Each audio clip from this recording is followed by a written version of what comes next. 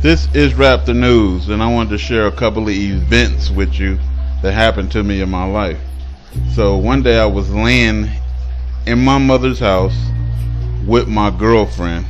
So we would go to college, we would drive to college, and I'm not going to say what college it was, and then we would, on the breaks, the semester breaks, we would drive to my mom's house and stay there. So I'm laying in my mother's bedroom with my girl, fornicating, living a life of sin. And basically, I laid down and went to sleep. I woke up on the kitchen floor, and I looked at my chest, and it was cut wide open, like long ways, like a sideways cut, but long, like from one side of my stomach to one side of my chest, cut all the way open. I'm like, what the hell happened? Somebody killed me or something? I was having some type of vision, but at that time it seemed real. And then I was laying there, and then I was envisioning my brother and my stepfather coming in, and they were running inside to the kitchen. I don't know, like somebody called them or something, but they came in, and my brother was like, oh my God, what happened to him? What happened to you? It's like, don't worry, get his feet. Tell my stepfather to get my feet, and he got my body, and they lift me up, and they start carrying me to the car. At the same time, I was just sitting there watching them carrying my body to the car, but I was still on the ground. And the thing is I tried my best to stand up, and I couldn't stand up. I was too weak to stand up, and I couldn't stand up, and I was like, why am I this weak? I couldn't understand why I was so weak, and then all of a sudden I start seeing a shadowy figure, like there in the shadows, and I'm like, who the hell are you? Like, who are you? And this voice said, now see with your real eyes. That's what it told me. Now see with your real eyes. And everything went red. It went bloody red, like infrared color. And then I could see this 10-foot tall, I believed it to be an angel standing there, 10-foot tall. And pretty much he didn't have to talk. I knew what he was saying without him talking, but he was saying, come with me, and it was almost like Scrooge or something like that, where when you touch him, you instantly went somewhere, And so when I touched him, and I grabbed a hold of his shirt or something like that, like he had this big long white like gown on it, I don't know what that thing is, and I touched it, and basically we ascended up to this cloudy place. And so I'm standing there in this cloudy place, and I'm like, what the hell is going on? And this is real to me, like super real. And he said, you're dead. And I said, I'm not dead. He said, no, you're dead. And he pulls out this, he reached in his shirt from the top, like where his chest is, and he pulled out a silver comb, and he touched the side of my head with it. And when he did that, it's like I woke up to the realization that I was dead. And I was like, oh my God, I died. Like, what happened? Like, somebody killed me? Like, what's going on? I'm dead in these clouds, and this, strange being is like in front of my face. And he said, someone will be coming to advise you what's to come next. And then this guy leaves. And then somebody else showed up in a white gown, with black hair, I believe. And he wasn't as tall as the other one, but he said to me, I want you to sit here, because he said, you're going to get judged. And he said, I want you to sit here, and I want you to think about everything that you ever done in your life. And he like turned me around, and this is weird. It was some type of gassy, bubbly, I don't know, I guess it was like a heavenly TV, but you look down in it, and when you look down in it, you can see your life from birth to to when you died, and you could see it's like gas bubbles, like green gas bubbles or something was going up inside of this little thing. Almost looked like a white sink, but it wasn't. But it was some kind of weird shaped thing that you looked inside, with these green gas bubbles, and your whole life is flashing before your eyes. And then all of a sudden, excuse me, I had seen, the worst things about my life was my thought pattern, because all of your thoughts are recorded there, and I was like, I thought so negative, and I thought so evil, and I thought so this, and I kept thinking carnal, and I keep thinking sexual. It's like, it's a lot of bad thoughts here. That's what I was thinking, and I was looking at all of the ups and downs and highs and lows that I had in there. And then I became overwhelmed looking at my life, and these gassy bubbles. And I said, oh my God, I'm going to hell. That's what I said. I'm going to hell. And then I turned away from that. And my head was down. And I was like, why? And I was like, why can't I just do good? Why can't I just do what was right? Why can't I mean, so this is what I was saying to myself. It seemed so easy when I was there, like in that place, to do righteousness. But then, I became full of regrets, like I lived a bad life. I didn't really worship God. I didn't really do what I knew to do was right, by God. I was just out there having fun and doing whatever I was doing. And so I saw this kid. It was a fat kid too. This fat kid floating up. It was ascending into the higher heavens. And I was watching this kid, man, go up. And the kid was looking down at me. And I was looking up at this kid. Fat little kid is around, I don't know, 8 to 11. And he was ascending up. And I was wishing I could trade places with that kid. I was sitting there wishing I was that kid. And then something was like, why don't you just pray? And I was like, it's too late for praying. This is judgment right here. Can't pray at judgment. And besides, I don't even know a prayer. And I was trying to think, what prayer can I pray? I don't know a prayer to pray.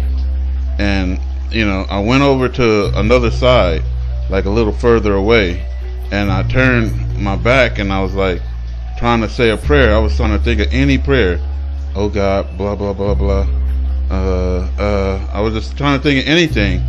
And whatever came to my head, I was just saying it, And then all of a sudden my body levitated, And then here come these green bubbles again. And there's some kind of, I don't know, like green liquidy bubbles. And it just opened up, My body levitated where I was like floating, but like if you were laying in a bed, you would be laying on your back. So I was levitating in the air straight like that.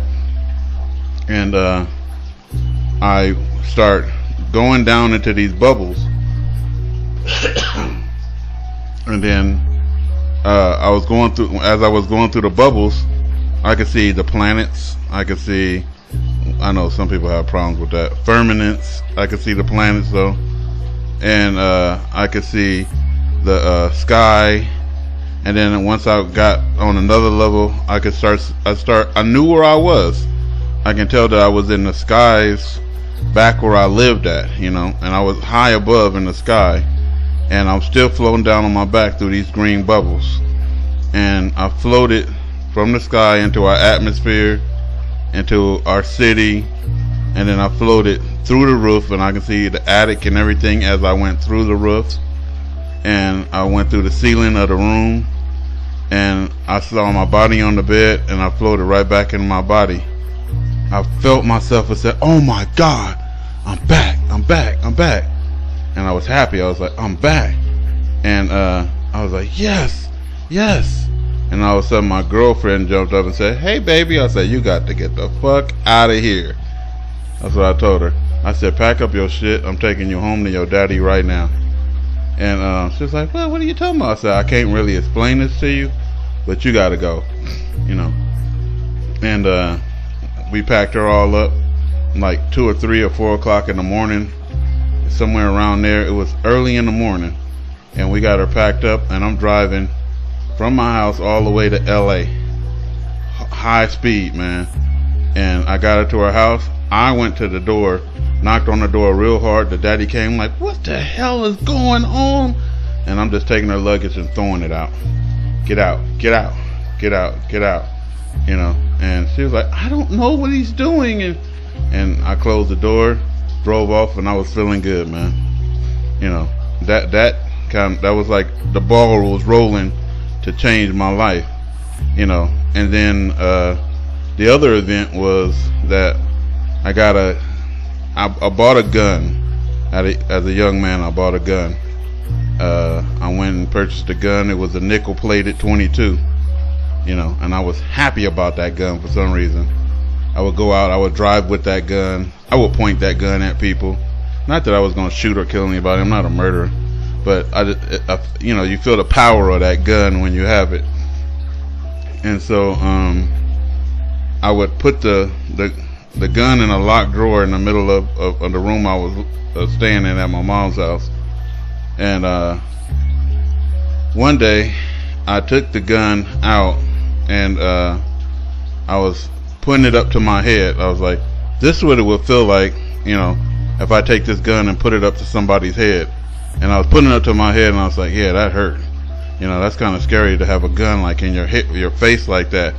And then something was saying, squeeze the trigger, squeeze the trigger, squeeze the trigger. But I had some military training, right? I did. I had some military training. And it always says check the chamber. Always with any gun, you know, whether it's your gun or not, check the chamber. And that both of those things was going through my head at the same time. Someone was like, squeeze the trigger, just pop one off. You know, the gun is not loaded. You didn't put anything in the gun. You know, there's no bullets in the chamber. Go ahead and squeeze the trigger. And then someone else was talking. It was like, check the chamber, check the chamber. And it was like driving me crazy. I was like, you know, freak it. I checked the chamber, and I cocked the gun back, and a bullet fell out. And I was like, oh my God. Now imagine you in a room by yourself, you know, and that's, you know, pow, and I shot myself in the head, you know, and people would have thought what? I committed suicide, you know. And then I was like, oh my God. That was like a awakening. I was like, holy shit. Who in the hell had my gun? Because I didn't keep no bullets in the damn chamber. Come to find out that my younger sister was stealing my gun and going out, you know, riding with it. Does it say that? You know, and she had shot the gun off in the alley in the hood. You know, for some reason she knew about that gun. I didn't think no one knew about it. You know, lets me know. And so she would steal the gun, go riding with it, and go place it back in there before I get back, or whatever she was doing with it. But she had shot the gun off. I hadn't even shot the gun. She shot the gun. Crazy. And I would have blew myself away if I hadn't listened to the other voice. And so I was sitting in the room thinking, I was like, you know what? What do you do in your life? You know, here I am, a young man. I dated a lot. You know, I'm just saying the truth. I dated a lot of women. And at that time, I was at the height of dating a lot of women. A lot of women. And so I was like, what do you do in your life? Like, okay, let's say you killed yourself and you fell dead on this floor from that bullet. You know, you shot yourself in the head. You know, people think you committed suicide and all that. What are they going to say at your funeral? Bum, loser. You know, he was depressed.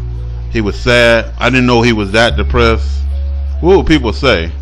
Will people be like shaking their heads? Because this is what I was imagining. I was imagining like people shaking their heads and saying that dude went to hell. He killed himself. You know, He killed himself. And I wasn't suicidal or nothing like that. I was loving life. I wasn't loving life to like I love life, but I wasn't suicidal. I'll just say that. I didn't say life was all that grand back then, but I wasn't suicidal. Anyway, I was like, what have I contributed to this world? Who have I helped? Would someone even have anything good to say about me? And the answer just kept coming back, no. Playboy, that's what they would call you. Player, clown, I love to joke, playboy, clown, dater, fornicator, what else? That's all they could say about me. Broke, bum, and I was like, I have to do something in my life, so people could be proud of me. Well, people can say, if I was laying in a casket the next time, they would say, I love this guy. This guy really changed my life and he helped me. This guy, was my world. He did this, he did that, he did that. He was wonderful. He was a part of the congregation. He was a part of this. He was a part of that. He was a part of everything that was good. That dude went to heaven. That's what I wanted them to say, and I have been working on that ever since then. Anyway, let's just wrap the news.